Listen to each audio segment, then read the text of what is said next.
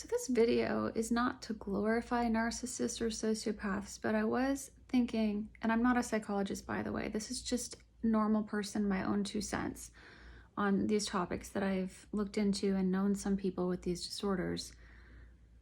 I feel really bad for the ones, which does not justify what they do, by the way. I feel bad for the small percent of those people who are feeling depressed about having those disorders, because we don't know fully what causes it and we don't know how to cure it. And I say that because they say it's a combination of factors and it's kind of a mystery, and maybe it's this gene or maybe it's, they don't have a definitive cause. So how do we cure something without knowing what caused it? And how do we prevent it in the future? We can't. So for those people, even though it's not okay for them to hurt others, and I'm not telling people, oh, go hang out with them, it'll be fine, because I feel bad for them. I don't feel bad for them in like a pity way. I'm not like, oh, poor you. I feel bad for them like, if I think of what that would be like to know, like, okay, if part of your brain didn't work and you don't know how to fix it, that could make you feel very sad, I think.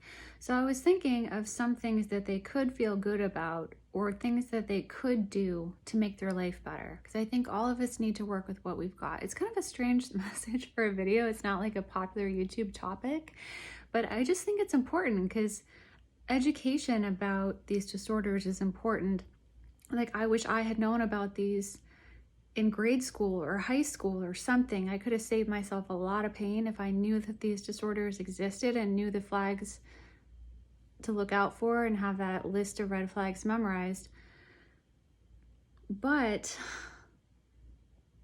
we still have these people on the planet who we don't have a cure for, and we're just kind of like, these people suck. And a lot of the videos, obviously they're negative because they're talking about these disorders, but what about the people with the disorders?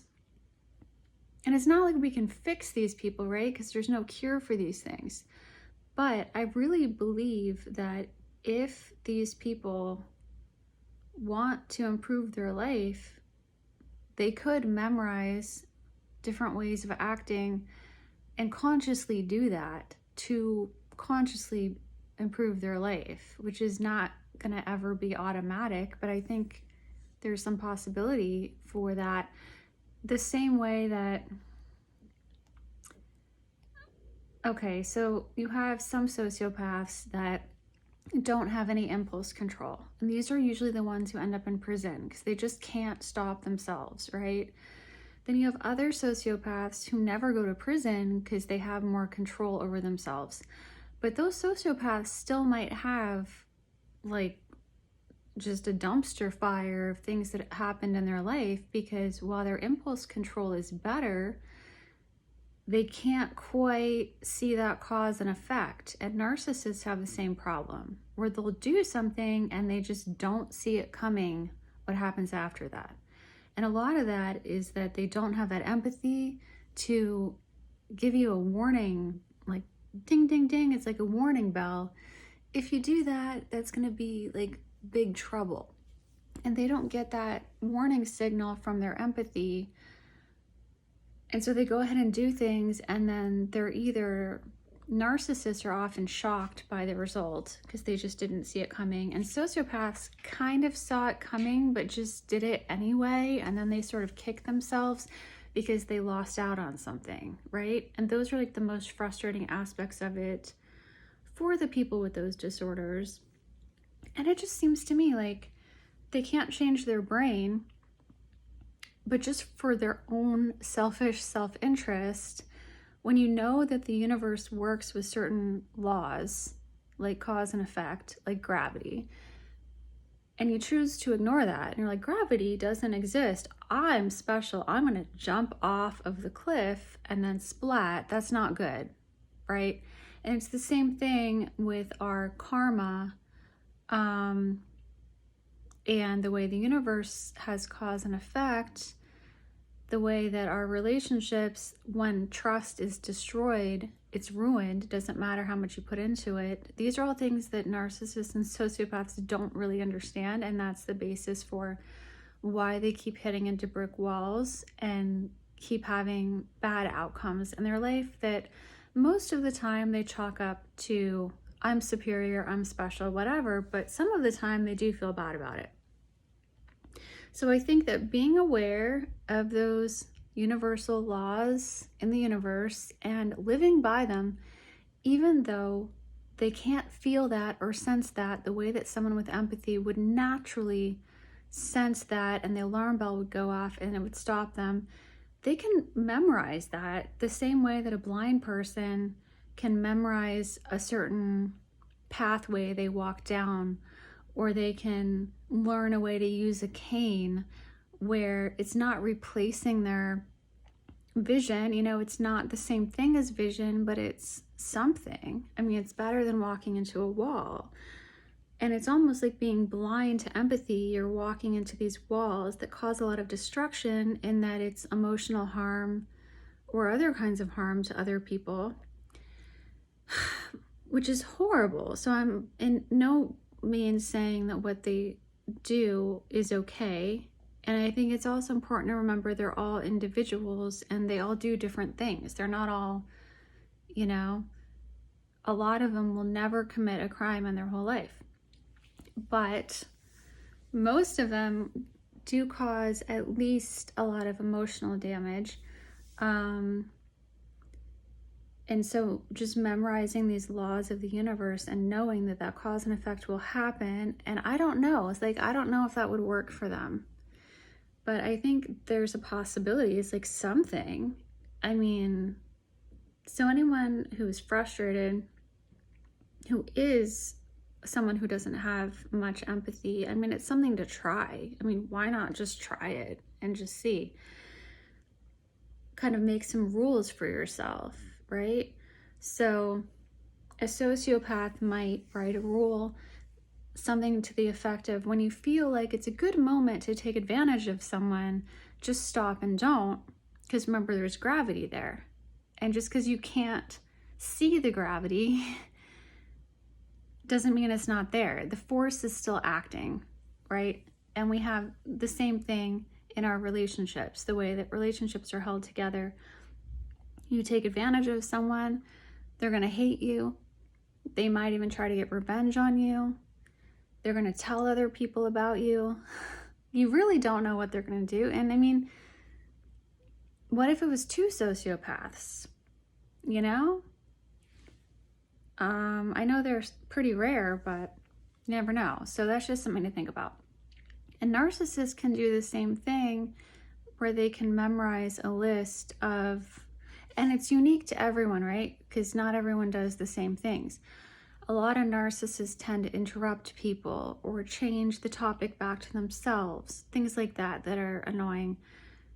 You can write a list and memorize and just practice not doing it, and you'll probably still do it a lot. But even if you do it a few less times, that still helps, because it's a few less people that are pissed off at you, and people will like you more, and they'll be less likely to just distance themselves from you or break up with you, fire you, all these awful things that happen when these laws of the universe are violated.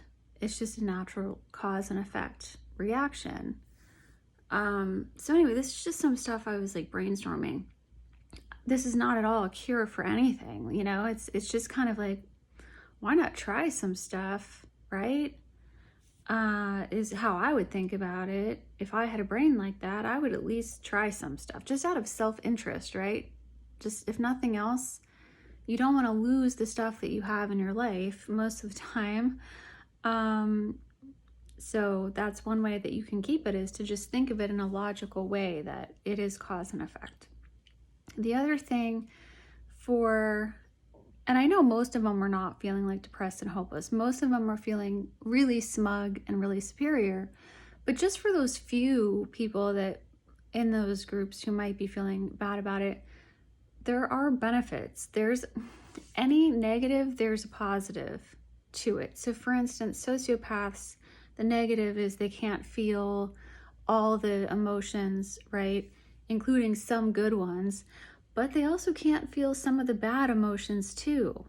And like, that's a big benefit. That's the reason that they're often like snipers in a war because they just don't feel the same bad emotions that people who have empathy feel. So you have these abilities to do things other people really wouldn't. I don't want to say wouldn't be able to do, but would really not want to do because of like how awful that would be. But for a sociopath, it really wouldn't be awful. And I've read they often can be surgeons and things like that because they're not distressed in that situation. I mean, I'm not saying every surgeon is a sociopath by any means, but they're less bothered by like gore in movies, for example. So they probably might even be better at it. If they're not bothered by gore, they're not going to be thrown off by that. And they might just be, you know, way calm in that situation, which, I mean, that's what I would want, right? I'd want a surgeon who was really calm and not fazed by anything. That could be a benefit, definitely. So those are some sociopath benefits for them to remember that, you know, everything has a flip side. And they also don't feel shame, so they're not gonna like sit there and lay in bed at night and be like, oh, I remember that one dumb thing that I said, and like, oh, like they don't have to suffer in those ways.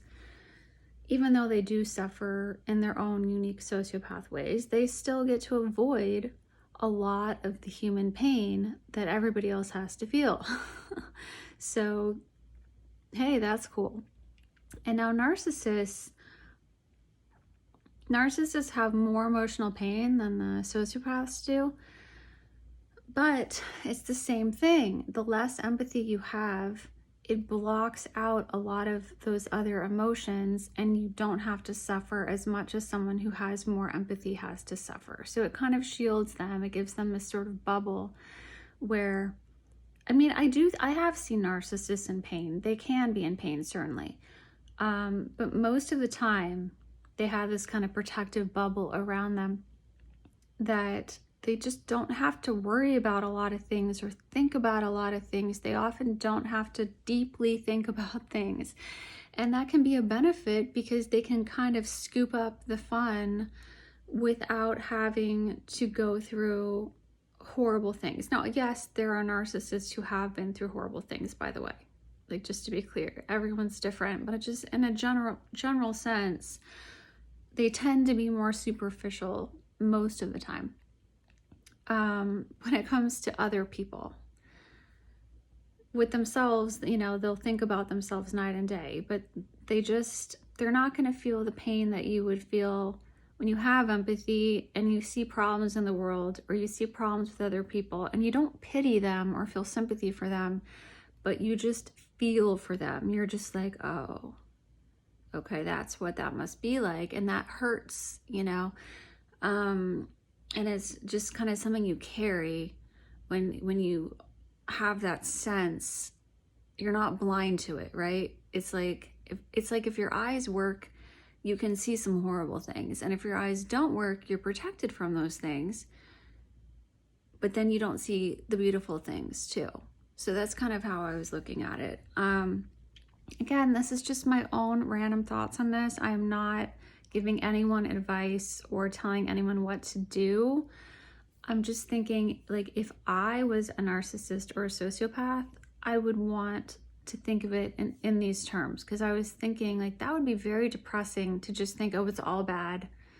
Just what's the point? Like, that would be an awful way to think of it. And I think there can be hope in everything, which is not to say that they can change. And I'm by no means telling people, oh, stay with this person, they'll change. What I'm saying is they might be able to memorize some things at least some of the time to improve their behavior because of their, or not because of, out of their own self-interest. So out of self-interest, they might be able to, for example, not interrupt other people and let them speak more, ask more questions, which makes for a more enjoyable conversation. And they're not doing it because they really care about what the other person has to say, but they care that they don't lose that relationship, or they care that people don't see them as obnoxious or whatever it is. So it will still be shallow, but it's a win-win for everybody, right? Which is why we have a community. It's why we have culture. Like, we have all these social rules because we want these win-wins, where when people are just purely selfish, it doesn't work well, right? So other good things about being a narcissist, I really think the main thing is that they can kind of stay on that surface a lot and kind of just scoop up the fun most of the time. And then they have that protective bubble, which is really what narcissism is. Now, it's bad for the people around them, but for them, in a selfish way, for them, they're shielded from so much stuff that they can just kind of enjoy stuff and not even think twice about so many things that you would notice if you had empathy. And again, this is not a superiority thing. It's not like, oh, you're so much better if you have empathy, you're an empath. That's not what I mean. It's just like, if you're blind, you can't see a beautiful painting on the wall, though you still have all these other awesome things about your life, and you can use your cane to navigate and blah, blah, blah. You can't see the beautiful painting, but you also are not affected by the horror movie. You're not going to have nightmares from the horror movie. I mean, it may be from things you heard, so maybe that's not a good example, but visually, you're not going to have a horrible image stuck in your mind the way that you might if you could see. So that's like this protection. When you have something that doesn't work quite right, in a weird way, you get a benefit from that. So that's another thing with narcissists. Also, they get the benefit of, until people figure out how they really are, and I guess this would go for sociopaths too, they are able to benefit from a ton of goodwill and people loving them. And they get a lot of goodies because people just don't know how they are, even though they can't really reciprocate that back. They still have goodies. So in a selfish way, that would be a positive thing as well. So I don't know how good that list was. I'm sure there are a ton more because I don't fully know. It's like I can only know so much about it from researching it and people I've known who have told me about it, but I really only know so much. So I'm sure that list is a lot longer than that, and people who actually are narcissists and sociopaths probably can think of benefits to that. But I think the main one is that they're both emotionally protected to various degrees from the realities of living life. And if you have empathy, you don't have that bubble. You don't have this thing that things just bounce off of. It's more like it comes right at you and you just have to deal with it, which does make you stronger and it makes you able to deal with more and more things. But it is harder. There's more emotional pain that is there when you just have to take the 100% of what's rolled through at you, whereas they kind of just a lot bounces off that it doesn't even occur to them, kind of a thing. So anyway, I just wanted to put that message out there because I just don't see anyone talking about that. I see lots of videos on the dark triad, which I think is important to educate people. I think that's really important for people who want to avoid toxic people, to know that list of red flags, and you can look that up from the experts and everything for the red flag list. But there's like nothing hopeful for those people that actually have these and they didn't choose to be that way, even though it is harmful to the people that they're around. honestly, I just wish we could find a solution to this. You know, I wish we could just find the cause for these disorders and just stop it from happening in the future and find a way to help these people who have this. And I mean, science has done so much that I'm hopeful. I feel like, I mean, if we've gone to outer space, why can't we fix the brains of the people on the planet, especially when we know the specific parts that aren't working right? Like, can we not figure this out with all the technology that we have? Because it makes so much suffering, both for the people who have the disorders, and I mean, it's less suffering for the people who have the disorders because so much bounces off of them. Like, they have that bubble of protection. But the people around them, it's a lot of suffering that can happen. And it can also be a lot of crimes committed. And that depends on the person, of course, because like I said, you can have a sociopath or a narcissist who never breaks a law in their life. But we also have a lot of sociopaths in prison, right? So there's definitely a link there that if someone doesn't have empathy, it only makes sense that they would be more willing to commit crimes than someone who is going to have a lot of empathy and just feel horrible about having done that, right? Like, we have differences in people's brains with that kind of thing. And there just is nothing hopeful out there about, I don't see anyone like looking for a cure or talking about looking for a cure or talking about looking into more what causes it for sure.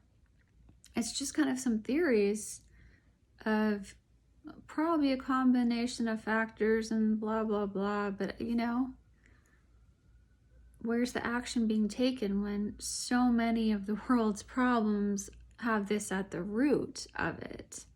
People who don't have empathy. And I mean, as I said, not all of them. They don't all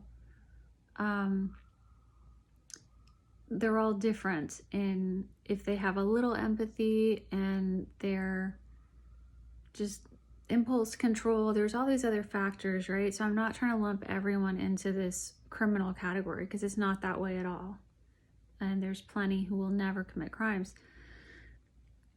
But it's a big problem, you know? And you can see it's a big problem. Look how many videos there are on these topics. And I've been learning about this for a really long time. And I know other people have been learning about it for a long time on your own also. And I mean, I'm not a psychologist or anything like that. But just real world, there's a lot of info out there. It just, if you've ever known people like this, you know that you know a lot about it. If you've known someone who's a narcissist or a sociopath, like, you could probably write a 10-page paper on that in detail. And then when I read some kind of academic thing on this, I feel like it just doesn't have that detail in it. It doesn't have the street smarts of like, how does that actually play out? If anything, it makes them sound kind of like a monster. And the truth is, you really can't tell most of the people who are dark triad. You really can't. I can't tell you how many YouTube videos I've watched and been like, oh, this person's talking about, and then they admit to being a sociopath. And I'm like, I never would have known. And I know a lot about these topics and I still wouldn't have known. Because they act charming and they act nice, and you don't know it until you see the examples of a situation that requires empathy and they don't have the empathy. Until that situation comes up, it's like you just would not know. And same with narcissists. They're oftentimes very, very likable people. And, you know, that's the thing about the dark triad. They tend to be super charming and super likable, especially in the beginning. You don't even see any of this till later.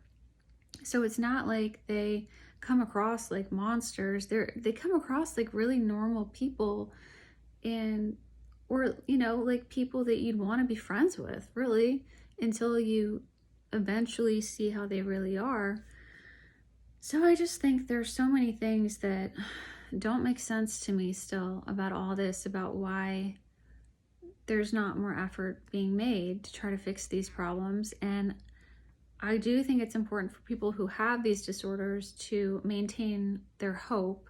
And I guess that was kind of what I was trying to do here, is like try to look on the bright side a little bit, that, you know, your brain has some things there that aren't quite working, but look at the benefit a bit, and also try your best to control your behavior so that it, nothing else, doesn't harm yourself. And I'm speaking to those people who don't have empathy, because obviously if you have empathy, you never need to be told that. You naturally think it through first.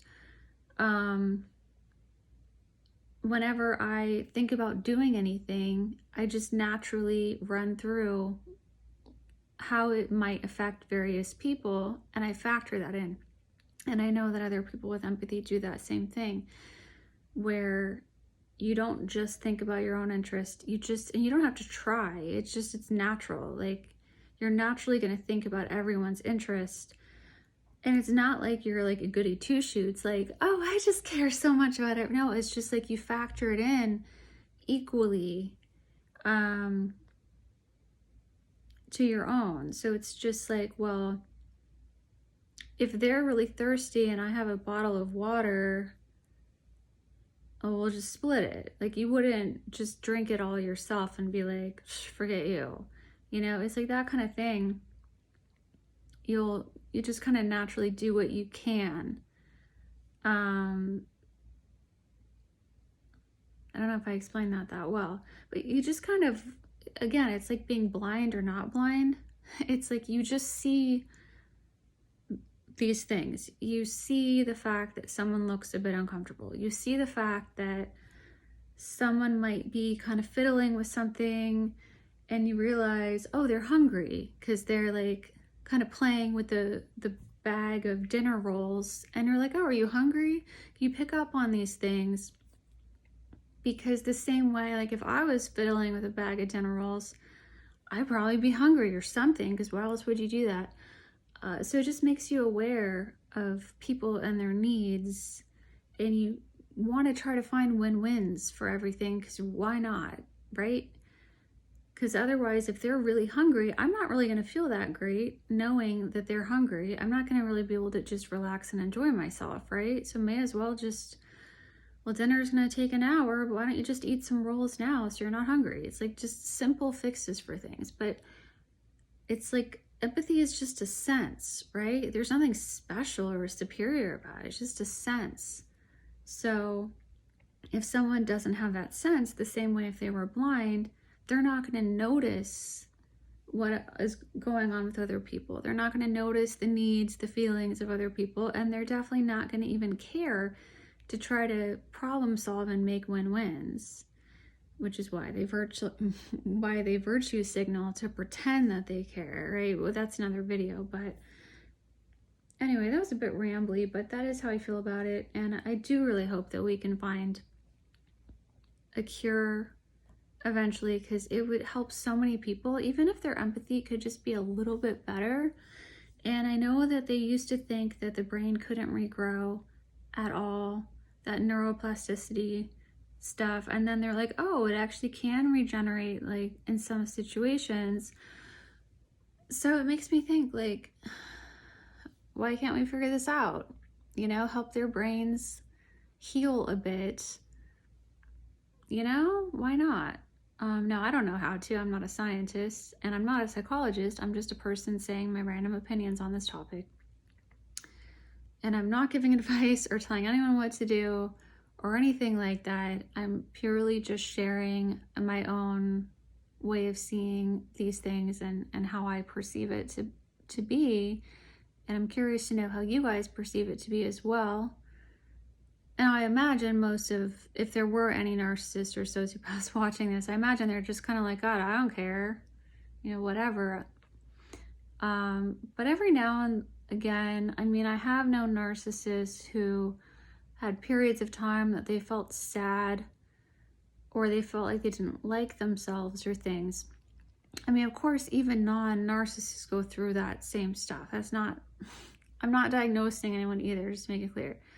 When I talk about these examples, it's just like someone I knew, whatever. That doesn't mean that they're all the same, but I have seen dark triad people who were sad for moments in time, and I guess I did always feel bad because like they can't fix their brain.